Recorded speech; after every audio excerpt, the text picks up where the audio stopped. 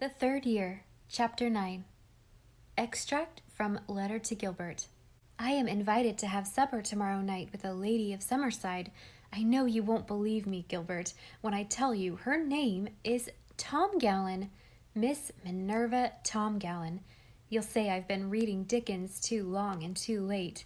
Dearest, aren't you glad your name is Blythe? I am sure I could never marry you if it were Tom Gallen. Fancy. Anne Tom Gallen. No, you can't fancy it. This is the ultimate honor Summerside has to bestow, an invitation to Tom Gallen House. It has no other name, no nonsense about elms or chestnuts or crofts for the Tom Gallens. I understand they were the royal family in old days. The Pringles are mushrooms compared to them. And now there is left of them all only Miss Minerva, the sole survivor of 6 generations of Tom Gallens. She lives alone in a huge house on Queen Street, a house with great chimneys, green shutters, and the only stained glass window in a private house in town.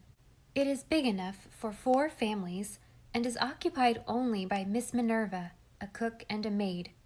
It is very well kept up, but somehow whenever I walk past it I feel that it is a place which life has forgotten. Miss Minerva goes out very little, excepting to the Anglican church, and I had never met her until a few weeks ago, when she came to a meeting of staff and trustees to make a formal gift of her father's valuable library to the school. She looks exactly as you would expect a Minerva Tom Gallen to look, tall and thin, with a long, narrow white face, a long, thin nose, and a long, thin mouth. That doesn't sound very attractive, yet Miss Minerva is quite handsome in a stately, aristocratic style, and is always dressed with great, though somewhat old-fashioned, elegance. She was quite a beauty when she was young, Rebecca Dew tells me, and her large black eyes are still full of fire and dark luster. She suffers from no lack of words, and I don't think I ever heard anyone enjoy making a presentation speech more. Miss Minerva was especially nice to me, and yesterday I received a formal little note inviting me to have supper with her. When I told Rebecca Dew, she opened her eyes as widely as if I had been invited to Buckingham Palace. "It's a great honor to be asked to Tom Gallen House," she said in a rather awed tone. "I never heard of Miss Minerva asking any of the principals there before. To be sure, they were all men, so I suppose it would hardly have been proper. Well, I hope she won't talk you to death, Miss Shirley. The Tom Gallens could all talk the hind leg off a cat, and they like to be in the front of things. Some folks think the reason Miss Minerva lives so retired is because now that she's old, she can't take the lead as she used to do, and she won't play second fiddle to anyone. What are you going to wear, Miss Shirley? I'd like to see you wear your cream silk gauze with your black velvet bows. It's so dressy." "I'm afraid it would be rather too dressy for a quiet evening out," I said. "Miss Minerva would like it, I think. The Tom Gallens all liked their company to be nicely arrayed. They say Miss Minerva's grandfather once shut the door in the face of a woman who had been asked there to a ball because she came in her second best dress. He told her best was none too good for the Tom Gallens. Nevertheless, I think I'll wear my green voile, and the ghosts of the Tom Gallens must make the best of it. I'm going to confess something I did last week, Gilbert. I suppose you'll think I'm meddling again in other folks' business, but I had to do something. I'll not be in Summerside next year, and I can't bear the thought of leaving little Elizabeth to the mercy of those 2 unloving old women who are growing bitterer and narrower every year. What kind of a girlhood will she have with them in that gloomy old place? I wonder, she said to me wistfully not long ago, what it would be like to have a grandmother you weren't afraid of. This is what I did. I wrote to her father. He lives in Paris, and I didn't know his address, but Rebecca Dew had heard and remembered the name of the firm whose branch he runs there, so I took a chance and addressed him in care of it.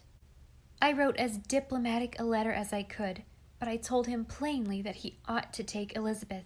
I told him how she longs for and dreams about him, and that Mrs. Campbell was really too severe and strict with her.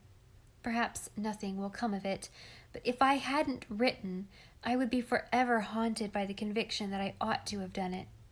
What made me think of it was Elizabeth telling me very seriously one day that she had written a letter to God, asking him to bring her father back to her and make him love her. She said she had stopped on the way home from school in the middle of a vacant lot and read it, looking up at the sky. I knew she had done something odd because Miss Prouty had seen the performance and told me about it when she came to sew for the widows next day. She thought Elizabeth was getting queer, talking to the sky like that. I asked Elizabeth about it and she told me. I thought God might pay more attention to a letter than a prayer, she said. I've prayed so long. He must get so many prayers. That night I wrote to her father. Before I close, I must tell you about Dusty Miller.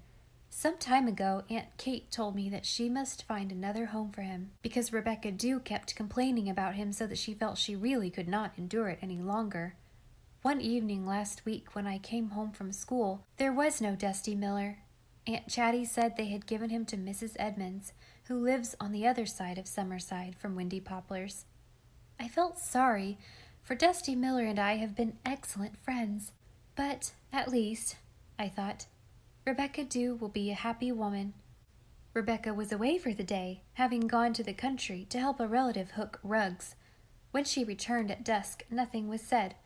But at bedtime, when she was calling Dusty Miller from the back porch, Aunt Kate said quietly, You needn't call Dusty Miller, Rebecca. He is not here. We have found a home for him elsewhere. You will not be bothered with him any more. If Rebecca Dew could have turned pale, she would have done so. Not here. Found a home for him.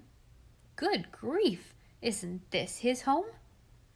We have given him to Mrs. Edmonds. She has been very lonely since her daughter married and thought a nice cat would be company. Rebecca Dew came in and shut the door. She looked very wild. This is the last straw, she said, and indeed it seemed to be. I've never seen Rebecca Dew's eyes emit such sparkles of rage. I'll be leaving at the end of the month, Mrs. Macomber, and sooner if you can be suited.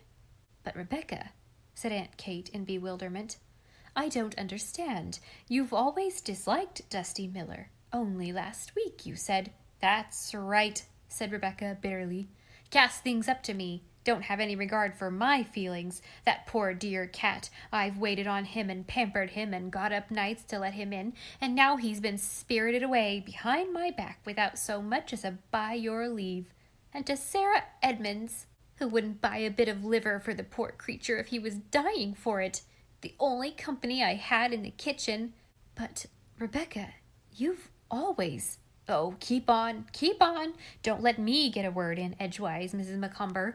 I've raised that cat from a kitten. I've looked after his health and his morals. And what for? That Jane Edmonds should have a well-trained cat for company. Well, I hope she'll stand out in the frost at nights as I've done, calling that cat for hours rather than leave him out to freeze.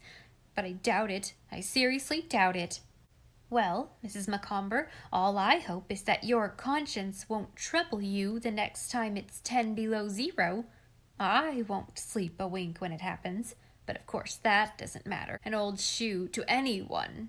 Rebecca, if you would only... Mrs. Macomber, I am not a worm, neither am I a doormat.